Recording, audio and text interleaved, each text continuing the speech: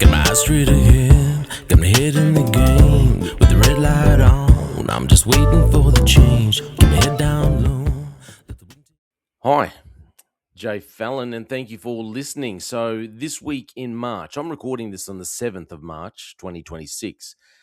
The week that's just gone by, we have had several shootings, police shooting civilians in two of our great states. Queensland, they shot two people. New South Wales shot two people as well. Three of these shootings all happened on one day, March the 3rd. So just quickly on the two Queensland ones first. So on March the 3rd, you've got the police shooting incident in Tingalpa involved a 21-year-old man who was shot by officers after threatening them with a knife during a welfare check. Very important, welfare check. So they've gone to check on his welfare, bang, ended up being shot. The man died at the scene. Senior constable sustained a minor graze to the ear. When they say a minor graze to the ear, as in he was shot, a minor graze by a bullet. It wasn't like a minor graze because he tripped and grazed his ear. So, they kind of leave a little bit of that out. Anyway, so he was he got grazed by the bullet from his partner. So the whole laser rule has gone way out the window. So the incident is under investigation by those two great departments in the Queensland government, Ethical Standards Command and the Crime and Corruption Commission. Great. Anyway, so you had another one on the March 4th, 2026. A separate incident involved a 31-year-old man shot by police after fleeing a car crash. This numpty seems like he was trying to get shot. It might have been a little bit of a, maybe, just putting it out there, maybe this was a bit of a plan of, suicide by cop, which is ridiculous because you got to feel sorry for these police officers because, they're just trying to, they think they're going to a car crash. Next minute, old mate's pulling the gun. Anyway, so the man was shot, but later taken to the hospital in stable condition. This incident is also under investigation by those two great and wonderful command units, Ethical Standards Command, with oversight from the Crime and Corruption Commission. So what could go wrong? It goes on to say that these incidents highlight the ongoing challenges and complexities faced by police. Yes. Okay, so on March the 3rd, let's look at these three shootings that all happened on the one day. So one of these happened in Queensland, March the 3rd, and then two in New South Wales. So you've got this man who was wielding a knife. He was fatally shot by Queensland police officers on the 3rd. So the latest report was saying that they were there. Queensland police responded to a welfare check. They were requested to go to a welfare check in Thurston Street in Tingalpa, 10:30 a.m. Officers at the scene were threatened by the man. That's what they're saying, threatened by the man. However, he was shot after making continued threats at police. Medical assistance was immediately rendered. However, the man died at the scene. Queensland Police Union President Shane Pryor told reporters the attending officers had attempted to subdue the man with a taser before opening fire. I don't think taser's not anyway.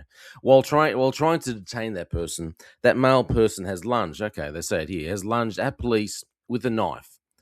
The entire incident has been caught on body-worn camera, and I am confident on the briefing I've received today that all police are justified, authorized by law in the actions that they took. Okay. I mean, one of them did, graze the other one with one of the bullets. But yeah, everything's kosher, Shane Pryor says. These officers were confronted with an extraordinary dangerous situation, and they should be very proud in the way that they responded. Our deepest sympathies go to the family of the male person that is deceased today, because someone was called around to his house to go and check on him because people were concerned for his welfare, and we shot him. Crikey. Obviously, Acting Chief Superintendent Heath McQueen similarly justified the officer's actions. So then you've got this incident two incidents in New South Wales. The first incident occurred at a unit block on Honeysuckle Drive in Newcastle about 8:30 a.m.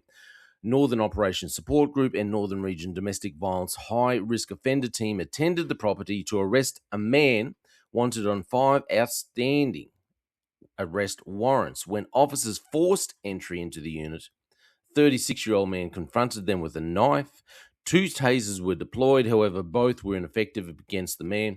New South Wales Police said in a statement the man allegedly continued threatening officers with the knife before a police officer discharged a firearm, shooting the man. Got to make you okay. The 36-year-old man sustained a gunshot wound to his shoulder. Yeah, okay. So I'd love to see the footage on this. He's continuing threatening. The police officer discharged. Okay. The man was taken to John Hunter Hospital. Okay, so officers, then there was another shooting. Officers were called to a unit block on St. Neot Avenue following reports an armed man had entered the complex and assaulted 2 women with a knife. The man threatened attending police with the knife before an officer fatally shot him. The 2 women were hospitalized for head and facial injuries. All incidents are being investigated by their Ethical Standards Commission. Okay, look, I'm not, I wasn't there. I'm not going to say anything about whatever the actions these officers took in the heat of the moment. This is how it goes. You pull a knife, we all know this is what's going to happen. However, I firmly believe police, there's a reason why, especially Queensland police, there's a reason why we have more shootings, more police shooting civilians than ever before. And Queensland police shoot more civilians than the last couple of years. Every state, in some years, it's been every state combined. They have shot more people than every state combined. There's a reason why we have so many reports of, hey, can you go around and do a welfare check? And then the person ends up getting shot and killed. The person you're supposed to be checking on, because supposedly someone is concerned for their welfare, someone knows that they're not in the right state of mind. Can I suggest maybe sending people around who are not trained to deal with mental health, people who are suffering a mental health episode, who are not trained, who cannot handle pressure, cannot handle stressful situations, and then you go and arm them with guns, tasers, spray, all that jargon. Arm them with all these things, and then you send them around for a welfare check. The person who's already having a mental health episode then feels threatened, feels caged in, doesn't want to talk to them, has a knife out, is making threats to himself. I mean, they were called around, I believe, I'd read there that they were called around because he'd be making threats to harm himself. So instead, all that happens is someone else comes around and harms him and ends it all. Are we really doing this the right way? Are police doing this the right way? And why aren't they looking at other options? Why? There have been so many shootings over the last couple of years where police go around to do welfare checks and that person gets shot, person gets killed, and still nothing has changed. Nothing has changed. As I said before, if nothing changes, then nothing changes.